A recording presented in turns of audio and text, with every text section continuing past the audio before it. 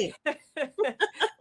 Happy Thursday. Happy Thursday. We're back again for another episode of Thursday Night Live with those two sisters.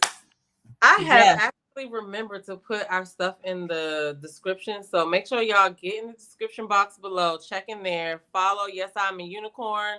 And like, share, and subscribe. What's up, sis? Yes. Oh, what's going on? It's been such a beautiful week.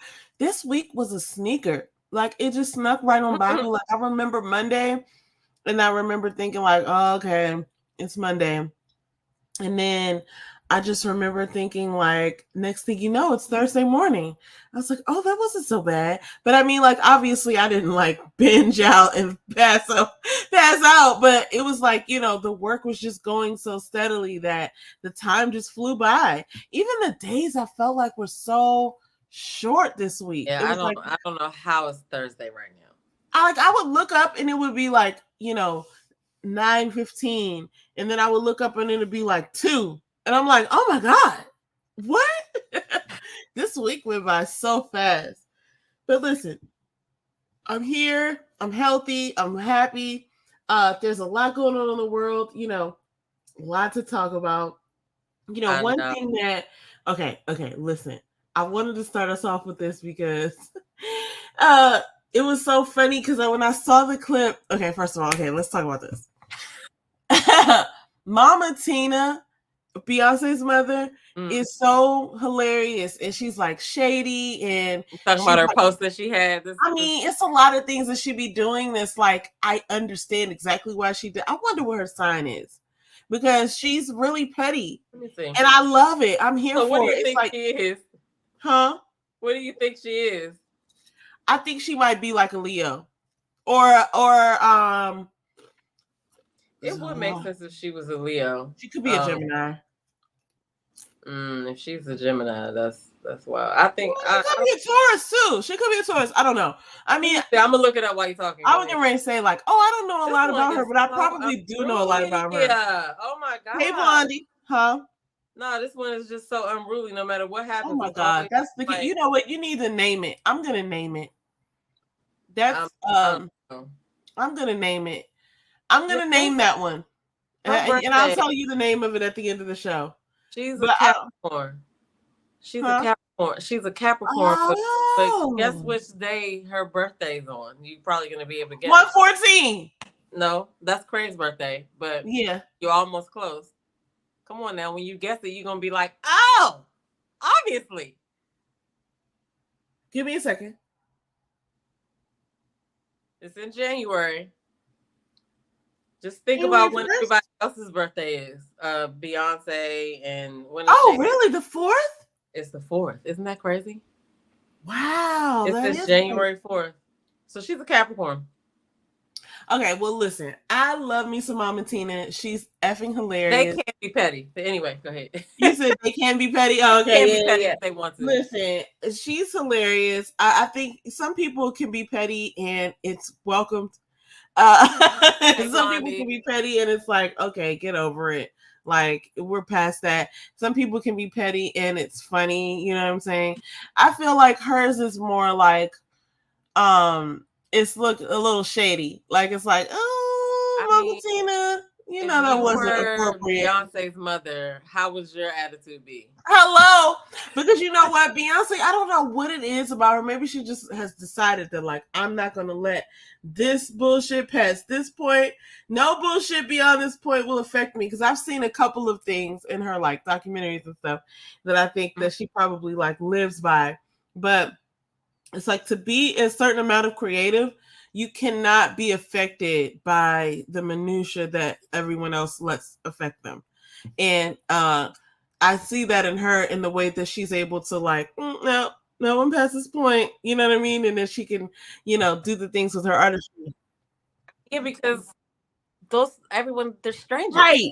Why would I care about these people? Right. And at the end of the day, I really go ahead. No, I didn't want to cut you off. Go ahead. No, I really do admire the way that Beyonce's people. I mean, let's just go ahead and call it what it is. That is an actual action, you know, or non-action to Beyonce somebody. Like, you just don't respond because I'm over here living my life. Like, because if she starts to engage, it's going to be never ending. Like, she probably can see what, that her counterparts get no benefit from doing that, going back and forth when they see comments and stuff like that. But I mean, I would imagine she probably speaks out about it in her family, in her family circle or whatever, like these people, da da da. But it's a waste of time to come down and even address it. So, and I didn't even mean to say it like come down, but it's like you are one person that is a superstar. You cannot come and then start like, feeding into stuff that really doesn't matter. But I do see her mother being in a good position. I mean, but she's in a good position because, like, if that was your daughter, like, what would you be like? You can't tell me nothing. Absolutely. So absolutely, and I completely say it. But I really do feel like that the reason why Beyonce doesn't say anything, I don't think it was something that she forethought. I think it probably started out as them not letting her talk like that. You know what I'm saying? And then as she got older, well, whoever is, whoever is her, I'm not even trying to say handler or whatever, but whoever is in charge of her, because, in the beginning, it had to be like different, but I'm pretty sure that they had put something in place to be like, okay, we're not just going to be out here saying random stuff and posting random stuff on the internet. Like, that probably was something that was set forth. Like, we're going to do stuff in this way and blah, blah, blah. This is how we're going to conduct things from here on out. Yeah, and then it kind of carried on, because think about how old she was when she came out. Like, imagine where your mom was then. Like, you probably would have, gone back and forth with this. I mean, just as some of her counterparts did. Like, they all, everybody pretty much takes an L when it comes to that, because it's never ending. You know what I mean? But then she got the Beehive too. So, as she probably got older, it was like, oh, this is a thing. Like, I don't address anything. You know what I mean? Yeah, well, I do know that in the beginning she was very self-conscious about the way she sounded, because recently this clip surfaced of like Kelly talking to Brandy. And Brandy apparently had said some things when they were younger, like, y'all sound country. And I remember that being a thing for them, that like they were, Beyonce has said publicly that she was embarrassed of like the way that she spoke and stuff, like as far as like her dialect, because they were from the South.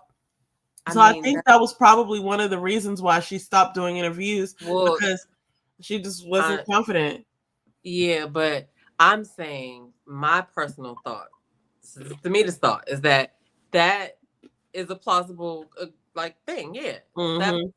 But it also matters what she was also saying in those interviews too, because was she really sounding country? I don't even want to say country, but was she saying anything, or was she, you know what I'm saying, or was it just more?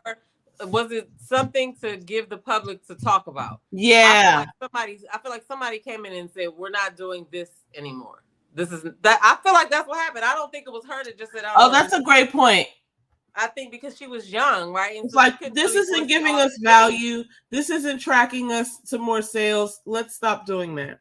Yeah, because it's like, okay, I don't know. I just feel like she was so young at the point where she came in that certain things were just set into place, and then she just went along with it, and then it just made more sense that she got older to keep certain things like that. Like it was smart not to address the public. Now she can't do it because she probably really doesn't care. You know what I'm saying? At this point, it's kind of like a Michael Jackson thing, and you had said something that stuck with me over the last couple of weeks, which was you feel like she might be sort of imprisoned in a way, and I can understand that. Because it's like you can't really do all the things that other people can do, right? Without causing some sort of, You can't just run to the store, or you know what I'm saying, because somebody's gonna notice you. Hey, Gwendolyn. So I like in that sense, a lot of them are in prison, but like her especially is because like one of the things that feed that is that we never really hear from her, right? We don't really get to see what she's doing, which makes the demand for her a lot stronger, because people are, oh, will we get a glimpse or whatever, how people are. It's like creating the demand for it. And so, at this point, like I said, it's just a part of her life. And she probably, I'm not saying that she feels in prison, but I'm just saying, like, you can't move like you want to move. Right. You can't say. For sure. It's absolutely true. Everybody's watching, everybody's listening, and somebody's ready to, look, this is the year of exposure, I guess. Oh my God. But remember, But remember, we talked about Jay-Z possibly being like involved in stuff or whatever. Like, yes, what would happen? Maybe she's setting herself up to make sure that she's good regardless. I don't know. It's a whole bunch of different like conspiracy theories out there about that. But I thought I saw that one of his alleged children are trying to sue him or something like that. I was like, oh my God, I gotta look up and see whose page it was on. But I was like, oh Lord, here we go with this stuff. Cause like, I don't know. I don't know either. Stuff is gonna come out and we don't know what that stuff is, but I don't know either. Cause there's certain things that like come out and then nothing comes of it. Like, listen, I'm not trying to go here, but we're here. Okay. Christian Keys a few months ago put that thing out, and I still don't know exactly who he was talking about. I assumed he was talking about Tyler Perry, and then other things came out, and then I thought it might be other people, and then nothing ever happened with that. So I'm like, something probably happened. He probably got right. Where is he? Does anyone know the wellness check? Bank account. He's promoting his skincare line. He's promoting his. I think he was on All Rise. He's promoting that. And then he has the other show, All the Queen's Men, but I don't think that came back yet. I don't know, but yeah, he's been on Instagram doing his little Instagram lives and stuff like that. He hasn't said anything else about that as far as he hasn't mentioned it. No, I think somebody greased them pockets, to be honest. It's sad to say. No, sir, you owe us an explanation. Yeah, like you woke us up and said, we were. Oh, never mind, everybody. I was just playing. But whatever. Anyway, that's really ridiculous. Okay, anyway, I'm glad you gave us an update on that. So anyway, but my whole point of bringing up Tina Knowles was that it was through her that I first heard of this story. This is about manifestation, people. This young man, 2-year-old, was having a lunch or something with his mother in the mall, and it's so cute. Like, I saw this clip, and when I first saw it, Tina Knowles was the person who posted it. Mm-hmm. And I thought it was cute, but I was like, okay, now that he said this, what's going to happen? Because Tina Knowles obviously has it. So anyway, let me tell you what's happening here. So imagine this little kid in the mall with his mom, and he was like, "Mommy, where's Beyonce? Like, where is she? I want to talk to her." And she was like, her mom was like, "Oh, well, I don't know. I'm not friends with Beyonce. Like, sorry, honey." He's like, "No, I want to go to Beyonce's house. I want to visit her." And she was like, "I'm sorry, honey. Well, I don't know her." You know what I mean? Like, and he was like, "What do you mean?" He was like, "I'm friends with her." It was one of those things where I felt like I don't necessarily remember being 2 years old, but I remember being at an age where I felt like what I was saying was true. Mm-hmm. But it wasn't, you know what I mean? It was like, so I can understand completely where he was coming from. He was like, "Well, she's my friend. You know what I mean? How is she not your friend? Like, what do you mean? We can't go to her house? Like, she's my friend." So anyway, when this was posted, I laughed because I was like, "Oh, well, Mama Tina got the thing. So what's going to happen?" So anyway, she sent him these flowers, and I don't know if she called him or what, but I was thinking to myself, like, this is so funny because human beings are human beings, and you can manifest anything. And I'm just saying, like, I'm not trying to get all hippie or whatever, but I did feel when I saw this originally that this young kid was like, I'm not going to say he was manifesting it, but I was just like, he was so certain. I was like, like the chances and the odds of him coming into Beyonce's stratosphere at some point in his life, I thought were pretty high because you see these people that online that are like, "Oh, I've been DJing for 12 years, and I really I've been dancing for 9 years, and I always wanted to work with Janet Jackson." And it's like, you say it enough times, and then next thing you know, they're on tour with Janet Jackson. And it's like, see, right? Like, you just drew yourself to it. Like, every step you took, every day you got up and thought about that. That was the thing that you were going to go do, regardless of whether you thought it was or not. Now, this young man is 2 years old, so obviously he doesn't know any of that, but, like, maybe that's the sauce. He didn't have any friction. I mean, so the thing is, yeah, right? Like, he probably really believed that when you're that age, like I said before, that meme about the phone and the kid, if the kid calls you from the play phone, you better answer that. You know what I'm saying? They're seriously thinking that you're on the other end of that phone. Hand you a phone, right? Like the belief is there, and that's part of manifestation too. Yeah, I mean, it's not something that's like mystical and magical, but you do have to believe in what you're saying or whatever. Now, I think that also that what work with that is that mom is familiar with social media, and she's like, let me go ahead and post this. Somebody go send it to the beehive or whatever. So, but you know, yeah, like that was cute. When I listened to that, I was like, okay. It's funny though how it's probably a lot of things like this that celebrities do, but we don't always get to hear about these things. That a lot of these things like this that celebrities do, because it's videos of people who talk about celebrities and I want to come, I want them to come because I'm about to, maybe somebody got cancer. Like I've seen those things happen, but they rarely go viral. You know what I mean? So, but it's Beyonce. So I'm not surprised, but that was cute. Mom knew exactly. Yeah, okay, I'll give you that. I'll give you that because he's a cute kid, and he's really okay. So first of all, can we talk about this? Okay, I hope this doesn't come off wrong, but they're in the Philippines, and he speaks some really good English. And I was just thinking to myself, like, okay, I don't know. I just feel like this is so cute. Not speak English in the Philippines? Sure, but there's also not the first language there. So anyway, all right, let me stop because I don't want to say anything and misspeak. Oh my God. Okay. So all right, let's go ahead and drive right past that. Just go ahead and scoot right past that. But anyway, she is sent him flowers, and now they are actual friends. And this little stuffed animal is from her too. So I thought that was really cute. I mean, okay, so I have to be that person on the internet, right? That's nice. I think that's nice. But come on now. What else could she have sent that would have made so much more of a difference? And send that too. Like send him a little toy or whatever, right? Send flowers, but he's too okay. But I feel like, come on, whoever was in charge of that, Oh yeah. She sent there herself, but whoever was in charge of that could have done a lot better. Like she was sending a lot of flowers. I noticed that. Like it's so like a 2-year-old though. Like I would have been. I know the 2-year-old is not necessarily gonna appreciate the flowers. He should have got a package. Like okay, well, some candy and some I'm not even saying candy. I'm saying like he has his whole life ahead of him. You know what I'm saying? He's probably gonna want to go to college. He's probably gonna want to do some things. You know what I mean? So like, come on now. Did she send him money too? They didn't say that, so I'm gonna say no. Well, I'm sorry, I'm biased. I think that if you are a celebrity, and I don't care who doesn't like it, you know what I'm saying? If you're a celebrity, I feel like you can afford to give back to the kids.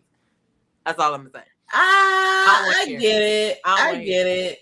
But you can't win them all. You should be able to give back to a kid at any random moment. If any kid be like, or if anybody be like, oh, these kids over here, you as a celebrity, you should be like, all right, let me see what I can do. I'm not saying what they should do, but I'm saying it should always be like oh yeah, let me go do that for the kids. Let me go do that somewhere, right? Anyway, I digress. No, that's good. That's all good stuff. What's funny is I don't know why that reminded me of something that's not even on this list.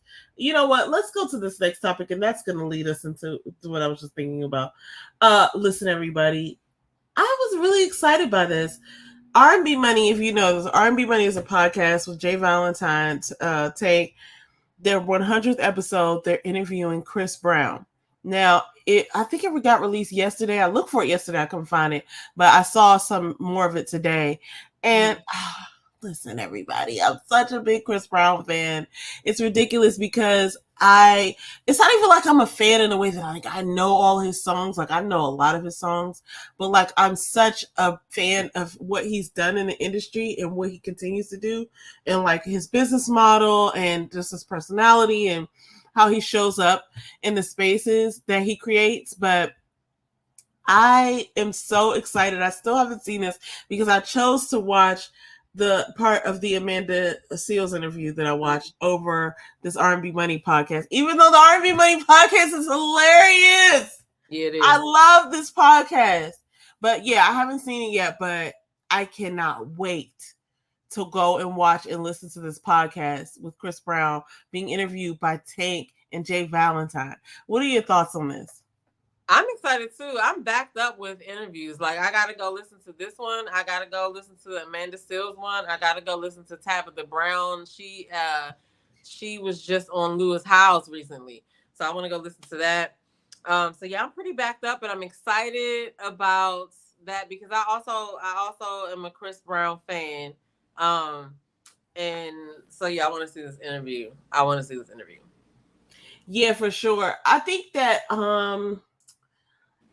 he's gone through a lot in his career, and I know people sort of hold him in a controversial space, but when I really look back on things, it's not really that controversial. Like, people do things and they were wrong, and then they get over it. Like, it's fine. Like, he isn't, he's who he is today. So that's what I'll say about that. I'm not trying to just like bury anything he's done, but it's also like, listen, man, some things that happened years ago, you got to just like move on. You know what I mean? I think that, we weren't there. You know what I'm saying? So, like you said, that happened, and people had to do what they had to do, accept the consequences that they had to accept. And I feel like he's still accepting consequences to this day. For sure.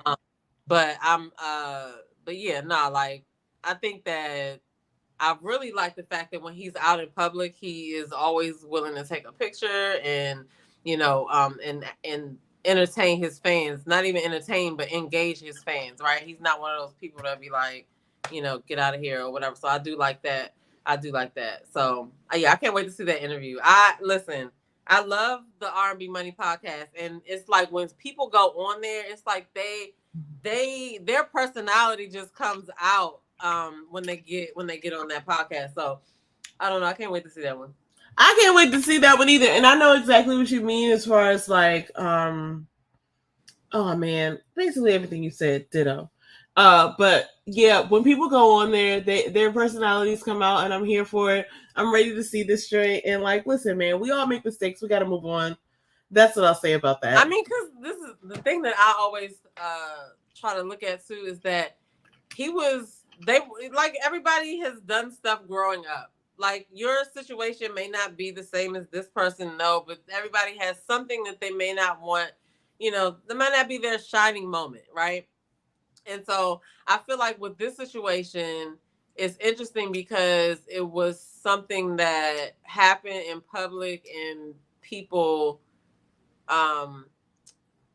entered it, right? Like, they intervened on it and called the police and stuff like that. I feel like they would have been, it's a lot of people who were that age having worse situations that was just, that just kind of went under the rug because the people themselves that were involved in it did not call the police, right?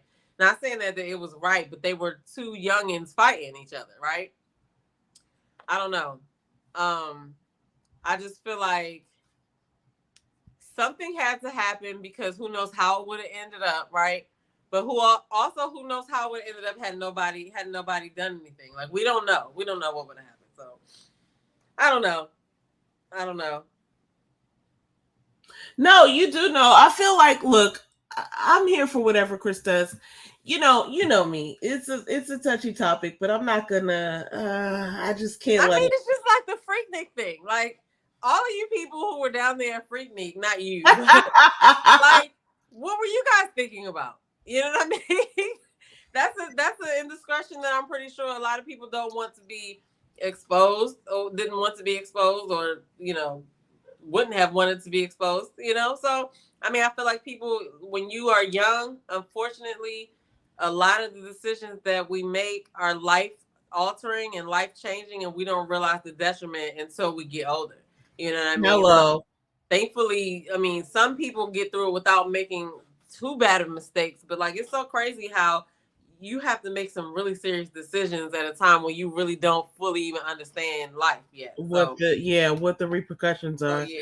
It's so really for that, I gotta give, not give people a pass, but give them some grace, because everybody gotta grow. And it's been so many years, right? And then we can just see, how does he treat people now? What's going on? Right. He's always being kind to his fans, and you know, he inspires people, and he's honestly one of the best talents we've seen. So, you know, there's that. Anyway, listen. Yeah, Blondie Monique said Chris Brown is talented. Period. Period. Put period. So we all agree on that. Look, there's another thing that's kind of adjacent to this. So there's all this beef because like people are talking about how Chris Brown called out Quavo in some basketball game, whatever.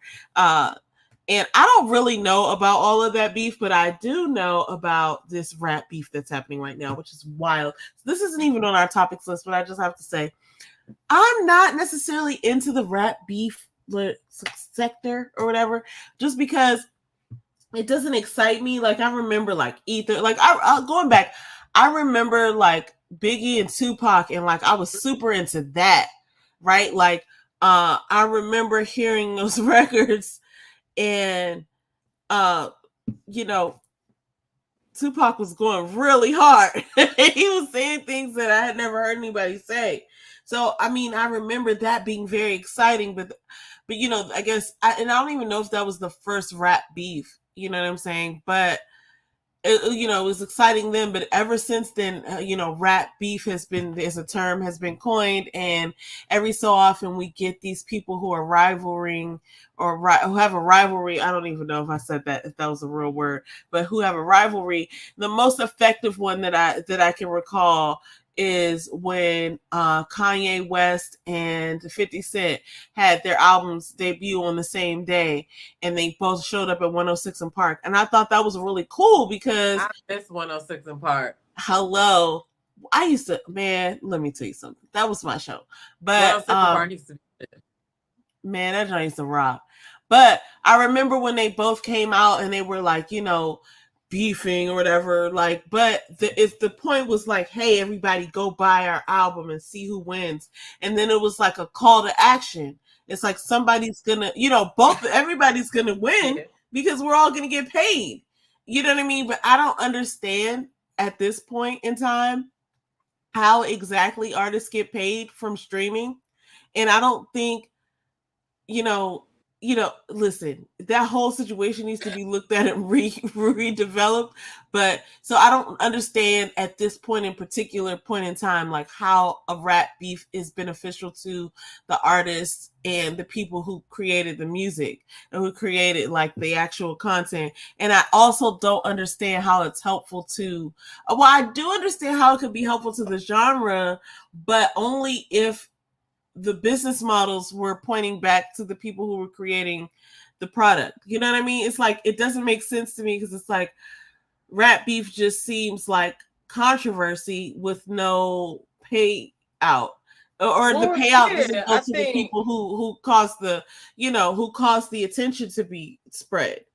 If you will. I mean, I don't know how far rap beef goes, but I feel like the biggest one for me was Jay-Z and Nas, right?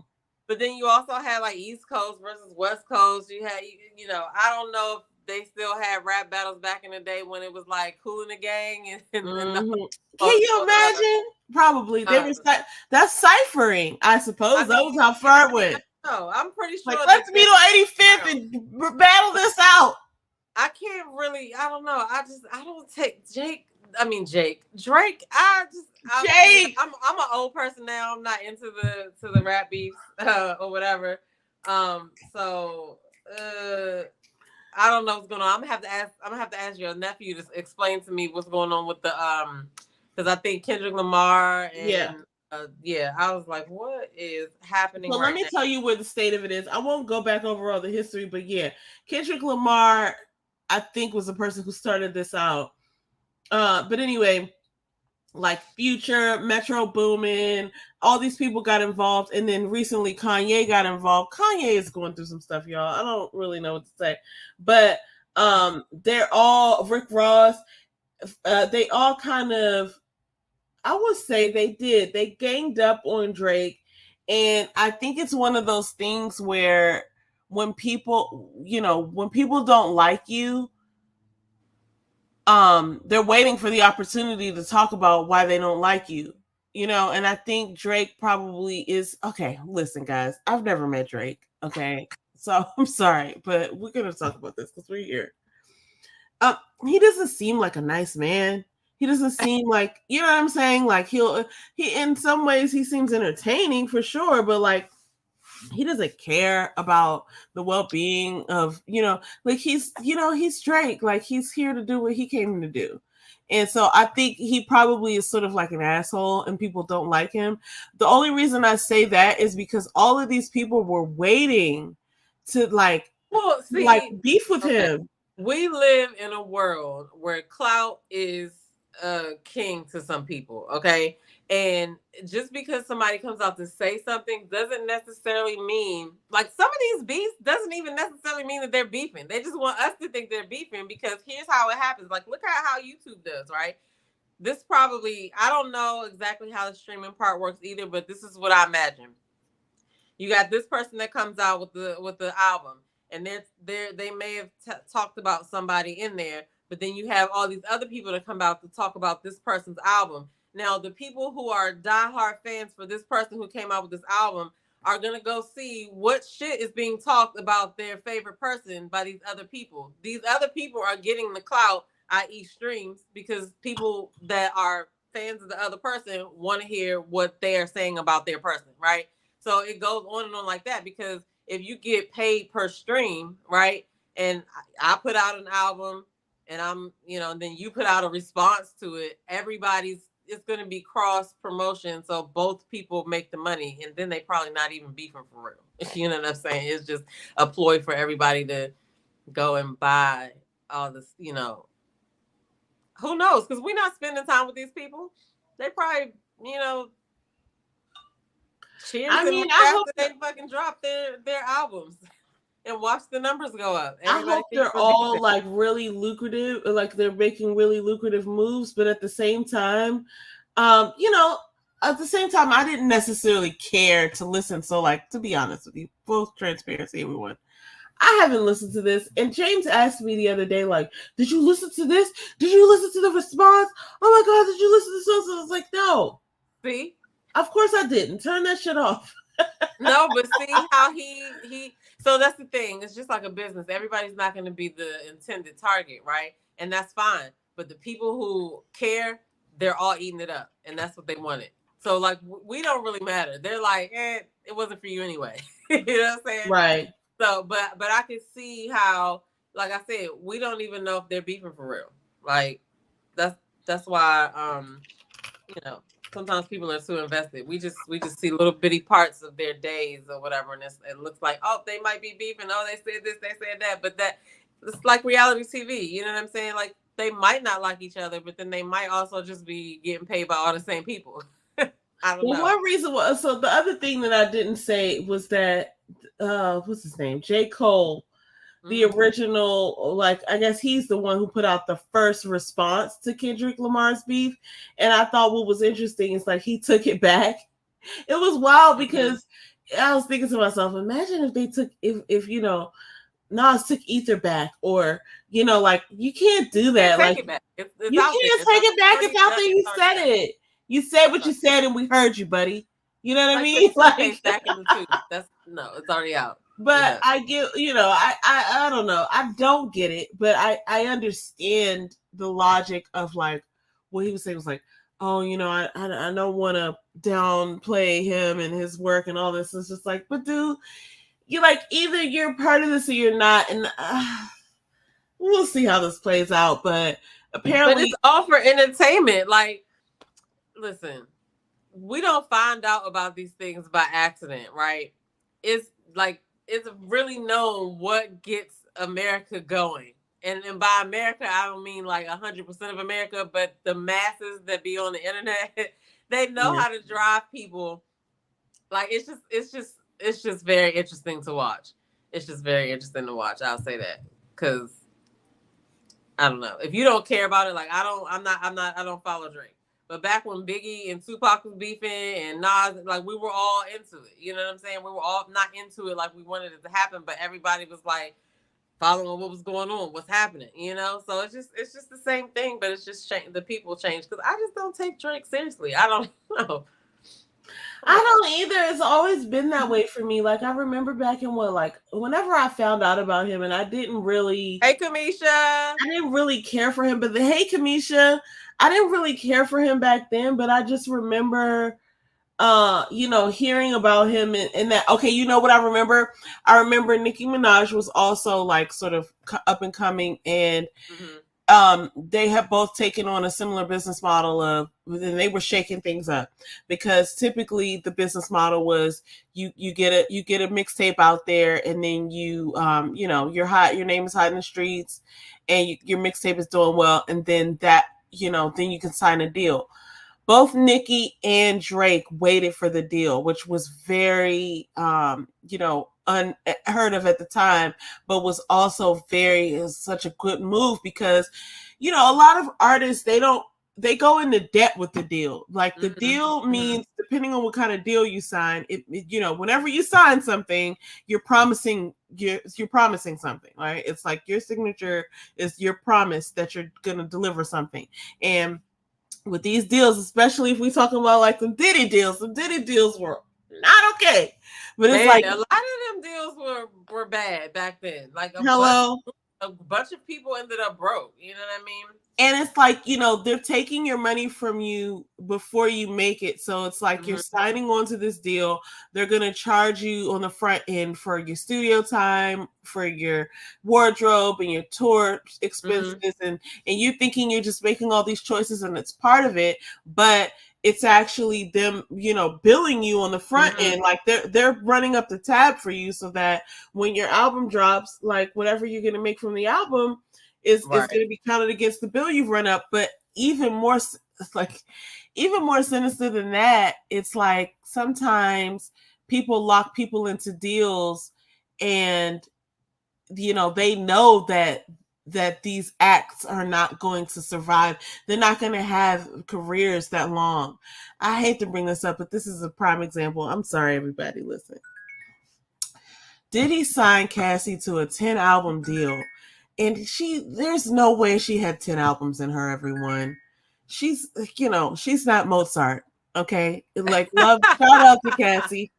Love her what she stands for and all that. I'm glad she started this movement of people telling their truth, and she has much more to offer the world, but they won't be 10 albums, especially not 10 pop albums following It's Me and You. Like, that's not, you know what I mean? Like, that was never going to happen. So, but like, this is what I'm talking about when you're talking about these sharks in the game. It's like, he knew that, other people knew that there's never going to be 10 albums coming out of this artist, but it's like, you kind of trap people in some aspects.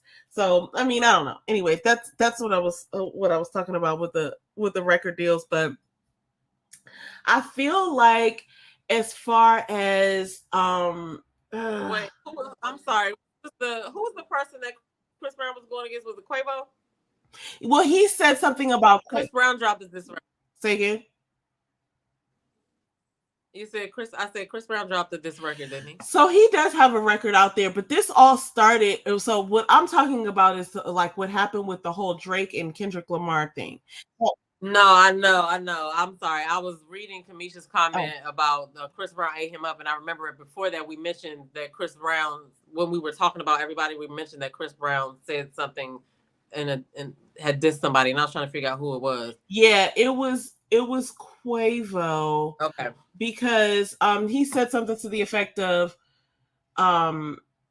he actually has a rap single out there right now, and I think that's what she was talking about. So anyway, so there were some things said there about when Takeoff was taken out, like when he got shot, and how like people wished it was him and all this other stuff like that. I would have never said, but people have their artistry. So anyway, we'll move on from that, because I don't want to say anything, like, listen, I would never say like we wished it was you. That's a little much. People say anything these days. I wouldn't say that either, but people be saying stuff like that. I see it. I be seeing it. Look, let's get to this topic, because I've watched some of this. This is when I say this, I'm talking about the Amanda Seales and Shannon Sharp interview. Now, these people be coming on the Shannon Sharp show, okay, Club Shay Shay, and they be talking for a long time. These be 3-hour interviews. After okay? they've been edited.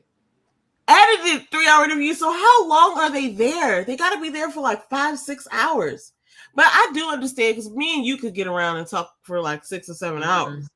But I do understand that. But, okay, here's the thing. I'm not even going to talk about this entire interview because I haven't seen the entire thing. I've only seen about an hour and 20 minutes. It's a 3-hour interview, so I'm not even halfway through it. Parts of what I watched already were kind of cringy for several reasons. She's a very intelligent woman. And I'm not saying Shannon Sharp is not intelligent, but I just felt like they had several disconnects. And instead of they definitely worked through them, the ones that I saw, but it was like they were so perpendicular, like the turns were so harsh that I felt like, wow, like we almost needed a translator, because there was, and this person says this hurt to watch. I actually cringed. They must have been thinking about the same thing that I was thinking. But okay, this person, I wouldn't say this. They were like, Shannon Sharp just isn't smart enough to be engaging in conversations with Amanda Seales. I don't agree with that. I think that let's watch the video first to see why. Watch the whole interview first before you say that, because that person is, I'm guessing they're talking about this interview. Yeah, for sure. And logically I can connect to what why they would say that, but I think on a larger scale, it's like everybody should be poised enough to talk to everybody else. Like if you're so intelligent, let's say you're a rocket scientist, right? And you're talking to someone with a 3rd grade education, right? Like you have the words to speak with them. Maybe you have words that are beyond their vocabulary, but you also could connect with them, right? Like there's always a street, there's always a lane, there's always a connection with which you can communicate. So if the person who's not, I just feel like everybody can communicate regardless of what their education level is or what their expertise level is. And, you might know a bunch about like how to build an engine, and I might know a bunch about how to, build something else. Like I could bake a cake, right? We both have different skill sets. It's not that we can't communicate with each other, so some of this was like a little bit cultural in a way, because it's like, sure, if you have information that another person doesn't have, it's not that that you're off limits to them. It's that, not that you're even having to have the burden of educating them, but you can find a lane of communication. So when people say like, oh, you don't even, I don't think that that's what they said. Let me not put words in their mouth. They said something like, he ain't smart enough to be engaging. I think that's incorrect. I'm not going to read the rest of the sentence though. Let's see what he says, because I haven't watched the interview, so I don't know, but it says that he just ain't smart enough to be engaging in profound dialogues with people like Amanda Seales. He flourishes better with athletes, D-listers, and influencers. Even during Kat and Monique's interview, he was devaluing their pain. So the point I'm trying to make is, he's not just saying that he's not smart enough to engage. He's giving examples of why. And is that true? Perhaps. I do think that, yes, while I could have a conversation with somebody that's not on my intellectual level, if the person is asking me something that's not on their intellectual level and I have to explain it, it could become apparent that that's the case. It's not saying that Amanda was pointing it out. It was something that could have been standing out to a viewer, right? And I haven't watched it, so I'm not going to say that that's true. I don't know. But I will say that he does have better conversations with the athletes. I don't know about Z-listers, but I felt like that because he knew them. He's familiar with them. He knows what they're going through or whatever.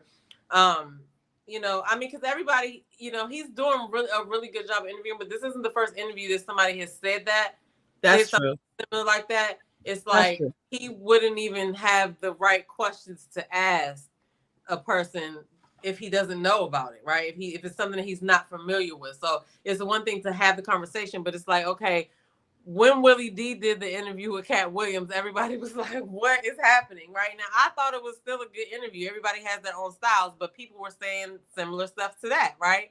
And it's like, that like Willie didn't have the chops to interview a Cat Williams. And it's like with interviews, there are, I feel like you should be you, right? And do what you do. So ask the questions you want to ask. Don't worry about that. But with this particular situation, I don't think he's saying that he's dumb. I just think that I take that as to say that he probably needs to prepare better. But I haven't watched it. I don't know. All right, that's not what I'm taking from this statement. I'm taking from this statement that he is like that no amount of preparation would mask the fact that you're not smart enough to be in this room. Okay. That's what I'm looking at. But I'm certainly obviously could be wrong, but listen. I mean, because that last part is the part that I feel like is most important, because whenever somebody is talking about an experience they had, and it's an experience, like let's just say it's domestic violence, right? Yeah. I don't feel like it's anybody's place to question it in a way where it looks like it's being diminished. That as the person asking the question, you have to be smart enough to know that that's what you're doing. Because it's one thing to ask a question, but then how you follow up with that question really matters when it's a touchy situation. Like if it's, because if somebody's telling you that they were wronged or violated, and then you come back and you're like, and like I said, I don't know what he said in this one. I don't know what. Man, you sound like, I know you don't. I know that, but you sound like you do. When I hear people talk about, I saw the clip. Well, I didn't even see the clips because anyway. It's like when somebody says that they were violated, right? Yeah. It's really like, I understand that everybody has questions. There are only certain people who should be asking questions. But if you get into a conversation with somebody where you're able to be like asking about that, like how you ask about it matters, because it might give the impression that you are like victim blaming, right? Or not even victim blaming, but you're minimizing, like they said, diminishing what the person's experience was, as if to say, are you really sure that's what you experienced? Because it could have been this. Now, I feel like that's a disrespectful question, because it's like, I just told you this, and if you wanted more information about it, I feel like it could be worded differently. So the way that I take ask more information. So that's why I'm saying with this, I haven't watched the interview yet, but I feel like this person's comment is pretty much speaking to when you have an interview and y'all are talking about something, like it's a skill to be able to flow through it and touch on the stuff that needs to be touched on while it's being touched on. But with him, it's like a lot of, he's not, he can't finesse it. You feel what I'm saying? So it comes apart, and he might not mean any harm. But the point is, he should think about who he's interviewing, because I don't know. You're supposed to do research on the people you're interviewing anyway. And I would want to know if he follows her, if he looks at the stuff that she talks about. I don't know. I might be coming back to eat my words when I watch the interview, and I will go ahead and. No, I don't think you will. Actually, I think you hit on some points. It's funny because sometimes you can get the gist of it from what you see out there, and sometimes you don't need to. Like, there have been times where where my mind was changed, but then there have been far many more times where I took an assessment of something on first glance, and then I read into it and I watched it and I did the thing, and then I was like, oh, this is more proof as to why I thought what I thought when I encountered it. So I think that's probably going to be your takeaway, to be honest with you. I'm gonna watch it, because listen, I'll come back and say if I was wrong or whatever, but I feel like even the Cat Williams interview, I feel like Cat was driving. That was a Cat stand-up. Yeah, Cat was definitely there to make sure that it was, I don't know. Cat was driving that. Okay. He definitely said some statements that I felt like were above Shannon's head, if I'm being honest. I was like, oh, he said that, like, that's not, it wasn't a put down, but it was kind of like an inside joke that went over his head. That's kind of how I felt with that. But, okay, just to address that, I do think those can happen, but I mean, Shannon walks herself into it. Like I said, I need to watch this particular interview, but from the ones that I've seen, some of his line of questioning walks him into it. So I don't know. I digress. I'm gonna watch it tonight. I'm gonna watch it too. I'm gonna watch the entire thing. But I do feel confident in saying, what my thoughts are in the beginning of the interview, which are, I have a couple of takes, but he did do that sort of like victim thing. But I don't think he was, he didn't recognize it. But Amanda has this way of showing people, like, of bringing up something right in someone's face in the interview, like, oh, you're doing this. Did you see that you did that? Because I felt it. And it was wild. It was a wild ride. It was a wild thing to watch because I was like, oh my God, like she's not holding no cut cards. And at part I was thinking that like, oh, is this gonna make the room awkward? Is it an awkward room now? Or, are they just talking about this when they're over? A lot of other people in there too, yeah. I mean, there were several times there where it got thick, and I was like, it has to be awkward over there. I might start watching it tonight, but because she, you know what? One thing that I can appreciate about her, and like, I literally had to do some self checks because she was pointing out things that were like, wow, like, this routinely happens to me as a Black woman. I didn't have the language to point it out the way that you're pointing it out. But wow, now that you mention it, you're right, Amanda. This is racist. Like, or this is diminishing. Like, damn, I never said anything about it, but you're right. So like, there were several of those sort of like, I wouldn't even call them aha moments because they were so, I mean, like, there was just certain things that she was calling out that, like I said, I wasn't sure if the room was awkward or what, but she was telling the truth. She was not lying. All right, I'm gonna start watching it tonight. It's on my list. It's one of those things, but also it put me in a mood. Like, and like I said, I only watched like the first hour and maybe 20 minutes, but it put me in a mood where I was like, okay, I had to stop and go and do life. But then when I was like, when I come back, I need to be prepared for this level of heavy or whatever, right? Whatever I had told myself, who knows? And then I just never went back. So that was like yesterday. It's like, weeks went by. The comment at the bottom was, whoever I said what I said says, this hurt to watch. Like, I actually cringed. Yeah. That's there were moments. Crazy. I gotta watch it. There were moments. There were definitely moments. Okay, so let me stop sharing because I don't want you to see the comments. Okay. You're gonna watch because basically, because I'll be all into the comments. That's what it is. I don't want you to get other people's thoughts and then put those in your head and then be thinking their thoughts. Yeah. Thoughts. But it was a good. You know what? If anything, like her facial expressions. I mean, first of all, how she was sitting there. Just let me know already. Like, look at her posture, how she's sitting there with her elbows on her knees, leaning over. So I already this one. Hold on, let me try to share this one. I'm gonna have to watch it. I'm gonna start watching it tonight. Oh my God, let me share this video right here. Just a picture. Yo, this show was hilarious to me because I was like, like several times her face was like, "Are you kidding me?" Caption and then that. She would ask him things and be like, so do you think it was just, maybe it was this? And then like, she was obviously like being condescending. But being it was herself probably. Yeah. I don't know. I've watched her a little bit, but I haven't followed her recently, but I know she's not like stupid. And I feel like, listen, that Club Shay Shay is an opportunity to be seen. And so, yeah. I gotta watch the video before I make any comments, but just that right there, that's a captionless show. Like I would want to caption that picture. I'm so grateful that people understand that too. Like this is the front stage for especially like just like now. I won't say this year, like there's a cap on it, but like Club Shay Shay is the place to go. And I think that Amanda Seals said that like I want to be interviewed there, and she was telling her story.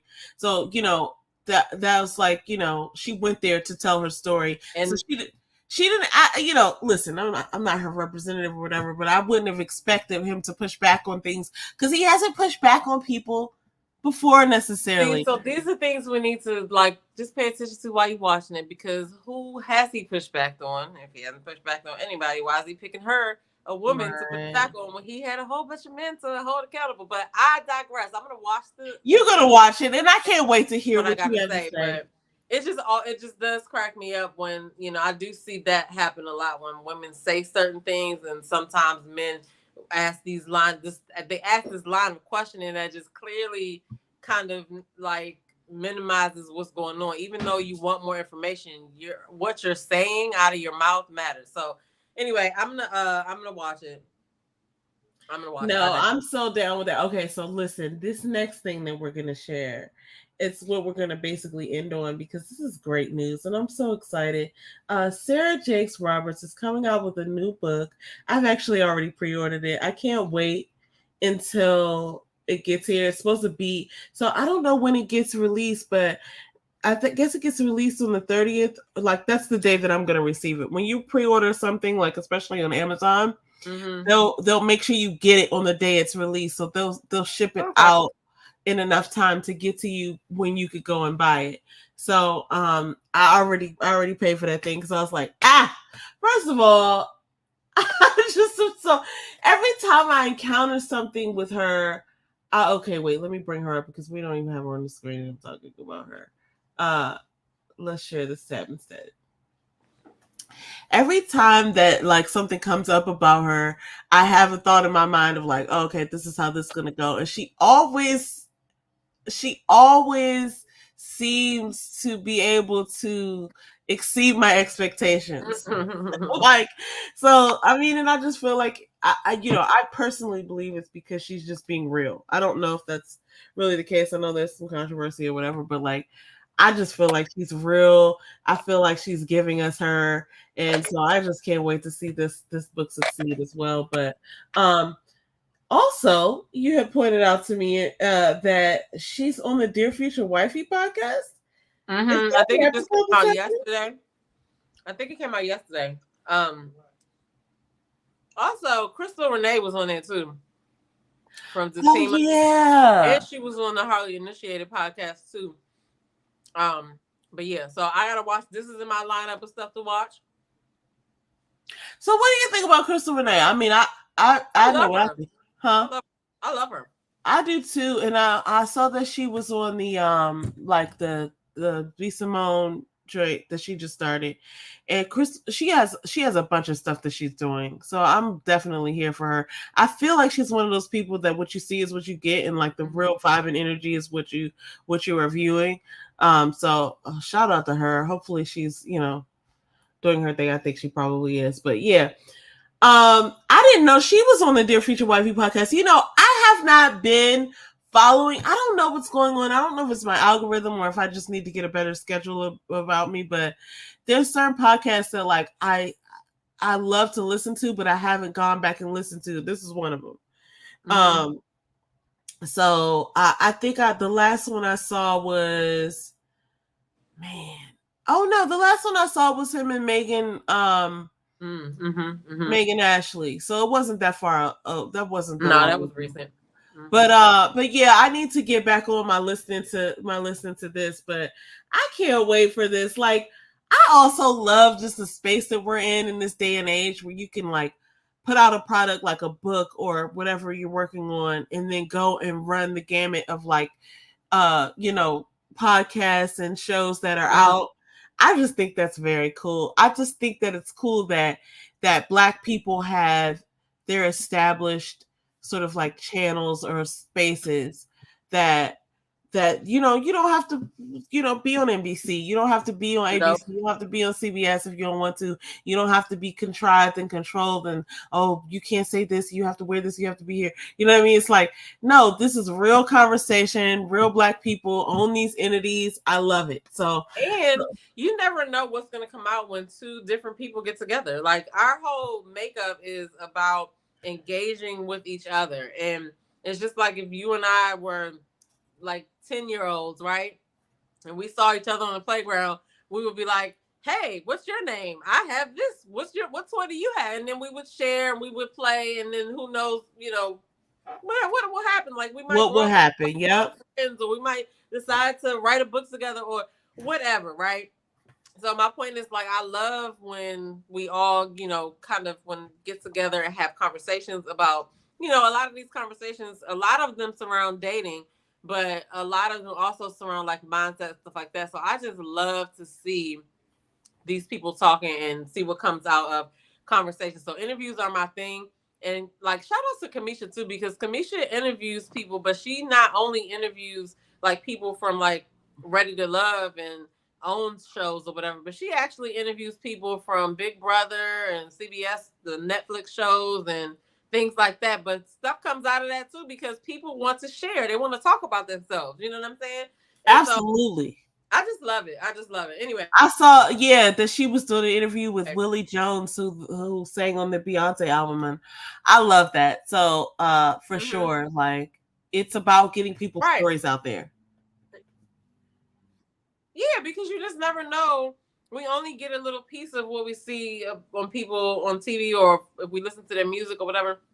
So if they get a chance to talk to somebody and then a person just asking them questions about what they think about stuff, I think that's like the sauce, because somebody's going to be able to relate. It might start another important conversation in somebody else's group. Yes. So I feel like that's what it's all about. Like everybody who has a podcast should just lean into being themselves. Like the people who don't like you, who you're not there, you might not be for them, that they'll go find another channel, you know what I'm saying? Or they'll go to find another podcast or whatever. So I just think it's all interesting, and we can see how it works because they are all just being themselves. You know what I mean? They're just talking.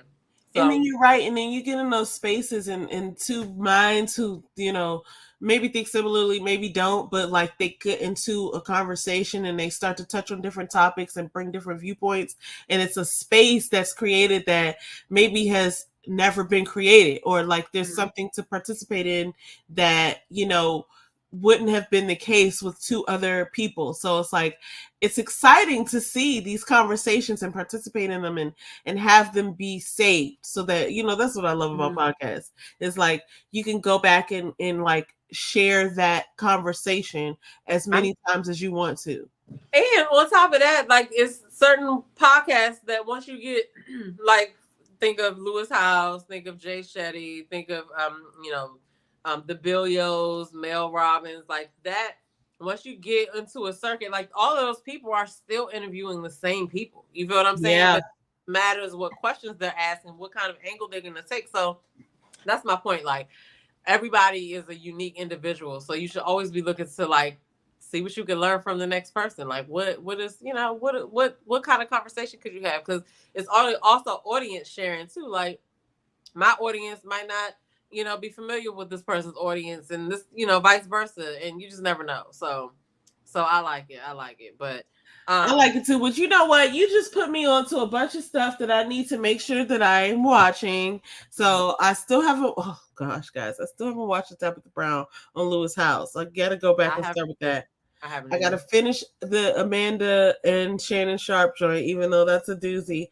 I gotta watch this Dear Future Wifey joint, and there's a bunch of other stuff happening. So B Simone, we talked about this a couple weeks ago, has her Let's Try This Again podcast, which actually did very well. The following week she like charted, and so I was like so glad to see that, because it's like I really want to support everybody out here doing hard work. So I got a lot of stuff to catch up on, guys, but I'm excited. Me too. And those are just the interviews I got to catch up on, because it's true. To touch on reality TV real quick. So Ready to Love is ended, but now OWN has brought us the Never Ever Mets that comes on Fridays, and at the same time that Ready to Love was to come on. The Never Ever Mets. Why does that sound familiar? It's because it just came. The first episode came on last Friday. Basically, it is people who have been dating online for a certain amount of time. Some of them 6 months, some of them 10 months, one of them is 12 years.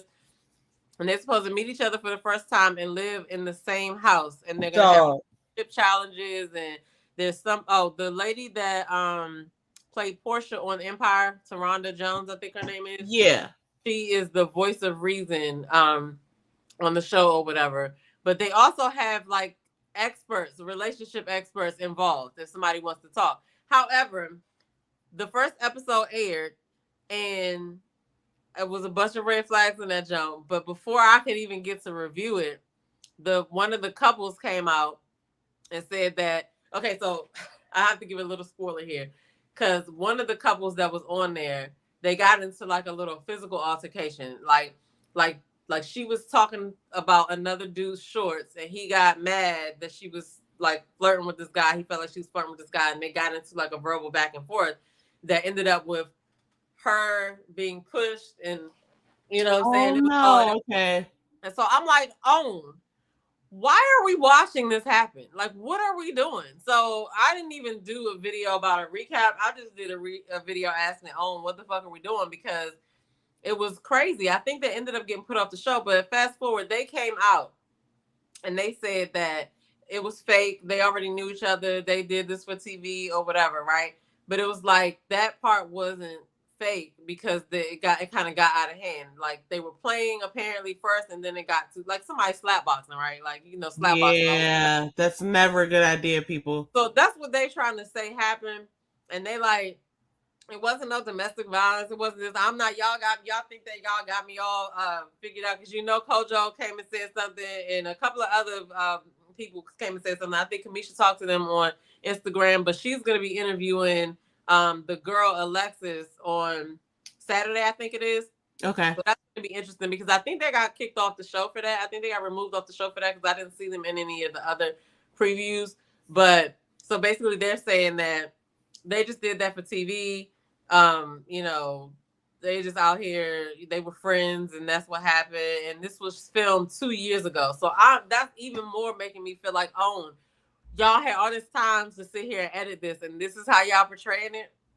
So anyway, so that's that. But there are some other interesting, couples on there. I feel like, there probably are one or two real ones sprinkled in there, but we'll see what happens. But can I just say, sidebar? I hope this doesn't ruin anything, but like, whoever's working for OWN right now, or in these past like 5 or 6 years, I feel like they have a lot of stories to tell, and I feel like there's a lot of things happening behind the scenes that they know is not. I feel like they know that it's uncouth. And the show that we would like to see is behind the scenes. Yes, behind the scenes of the OWN.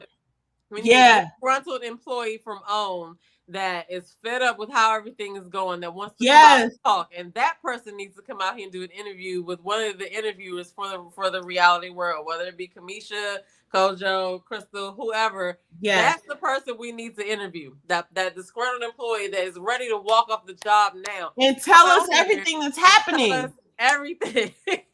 For sure, like why these shows get delayed, why are these shows 2 years old and you're just airing it, who's sleeping with who behind the scenes as far as production and others. Like I want to know a lot of stuff that's happening over there because it seems like a crazy shit show. And like I'm not even lying, like I remember years ago, maybe like 3 or 4 years ago, somebody complaining about like the makeup crew or something like that, and like there's just been so many things that have happened, like like them not being served food or like drinks or whatever, and they're being in a situation for like 12 hours with no sustenance. I want to know it all. I would love to do that interview. Yeah, they said that they ate this season, but we'll see. The next season is supposed to be in Philly, so we'll see how that goes. I guess these things all want to be unruly today. So we'll see how that goes. But right now, just like last season, we took a break in between the Ready to Love to watch Ready to Love Make a Move, right? And now we have the Never Ever Met. And I'm going to tell you, I'm here for the reality TV of it all because this show is going to be producing a lot of just drama. And this is only episode 1, okay? And so, stay tuned for that interview. Like I said, Kamisha's interviewing her on Saturday. And then she also does the recap like she did Ready to Love too. So go over there for that. But other than that, I don't have anything else for tonight. Back over to you, sis. Yeah, I don't have anything else tonight, but I did promise everyone that I would name that one dread that is unruly. The top one, his name is Patrick. Yeah, Patrick be driven. Patrick. And then the other one's name... It never fails. It just be just like that. That other one, the thick one beneath that one, his name is Stanley. The one that's like he's there for the show. Like he isn't the one that like stands up and does the thing, but he's the one that like enables bad behavior. Stanley is the thick one at the bottom, and then Patrick is the one that's like, I'll do it. Patrick's that asshole that's like, hey everybody, look at me. I'll do it. Yeah. Thank you for naming that. Patrick is his name and he sounds like Kevin Hart. Oh anytime you see that guy at the top acting out of character, just listen to whatever he's saying is in Kevin Hart's voice. That's Patrick. Oh my goodness. Stanley, I don't know his voice yet. I gotta get to know him a little bit longer, but Stanley is enabling Patrick. So that's the story, everybody.